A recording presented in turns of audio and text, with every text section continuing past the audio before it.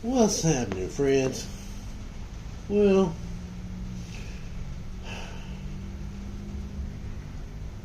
I was gonna take the tires out and film a couple of tire cleaning videos, but it started raining. Bummer. Not completely though. Actually, I was at work a couple of days ago, and me and a coworker got to talking about cars, and just it started off with Teslas.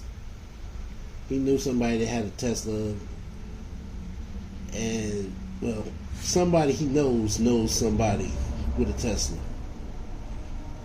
and he was asking me what I thought about him. So we got to conversating, and it turned into a full-blown automotive conversation, and we stopped just that. So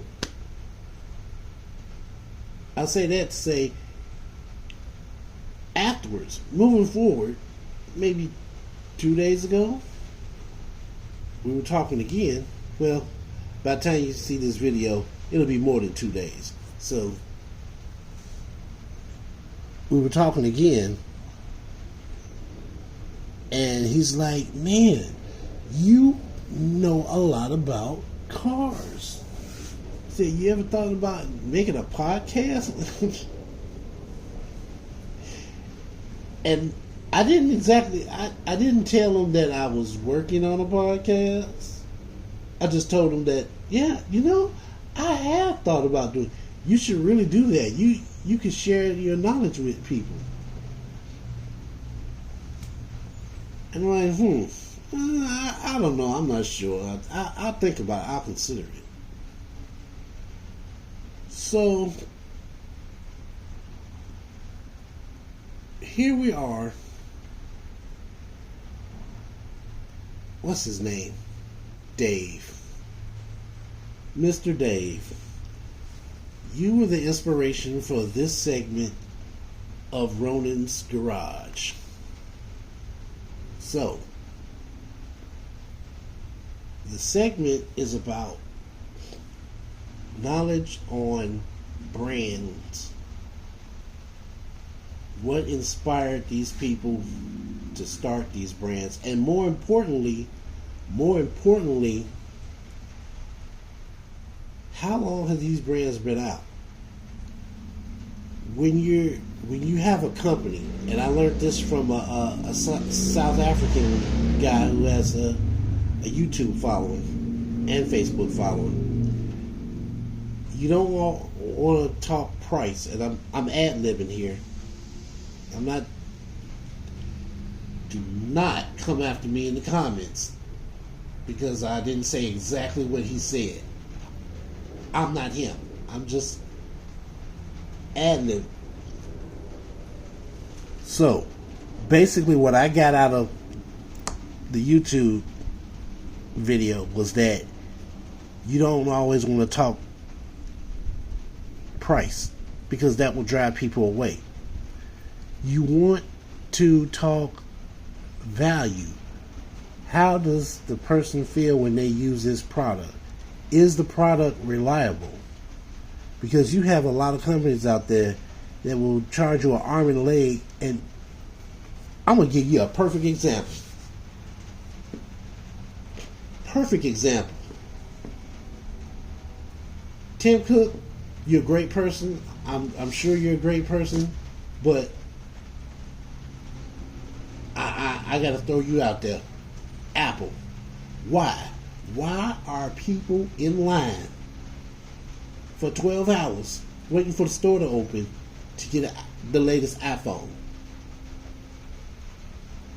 Brand loyalty. The phone could be $2,000. Somebody will scrape up $2,000 to get the latest iPhone.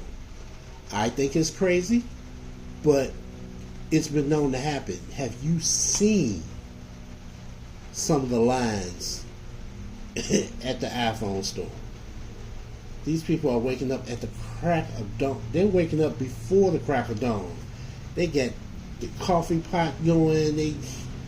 Some people bringing chairs in case they get tired of standing. It's crazy. It's crazy. But at the same time, these are brand loyalists. They don't care about the price. It's about the value that they get from the brand. Which brings me back to this video. Turtle wax. When I was introduced to turtle wax, it was during a time of exploration. I wanted my car to look nice. It was a bucket, but still I wanted it to look nice. That's all I could afford. So I got a paste, wax paste, and some tire cleaner. Wheel and tire. Was it wheel and tire cleaner? I don't remember. I was so long ago. But I do remember the wax paste. And for what I needed it for, it worked. I tried other products. Some products I didn't try because at the time it was too expensive. But eventually I moved on to other things. But for some reason, I always come back to turtle wax. Even in this computer age, internet age, I always end up coming back to turtle wax. I'm online, I'm looking through stuff, reviewing stuff, and then a video pops up in my feed. Oh, turtle wax came out with a new product. I'm like, what? So then I tried. Like, man, just when I thought I was leaving turtle wax alone, they come out with something else. Well, eventually I got to the point where it's like, you know what, forget it. I'm just, even if I get something else, turtle wax is still going to be on the shelf. Just in case. Now, a little fun fact, if you will, about turtle wax. I knew I was going to record this sooner or later. I just didn't think I was going to do it today, but nothing else to do. I'm scrolling on the internet, going to that web page. A lot of people might not know this, but the turtle wax story started with the launch of the first ever bottled car wax in 1946. Some of you have grandparents, parents who were born in 1946. I wouldn't even thought of. Now, more than 75 years later, and I'm assuming this is correct. I don't feel like doing the math right now. More than 75 years later, America's favorite car care brand is still capturing the attention of the auto appearance category as the number one selling brand in spray wax, compounds, scratch removers, carpet care, bug removers, and headlight restoration. With product distribution in more than 120 countries. What? Product distribution in more than 120 countries.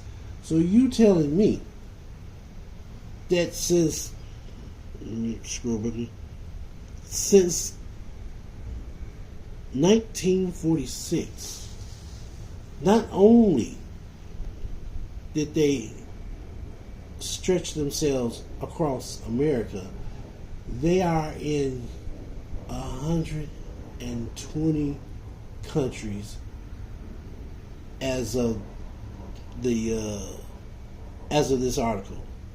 When this article was published, they were in 120 countries. I don't know what it is now in 2024. This is updated. I'm trying to see where.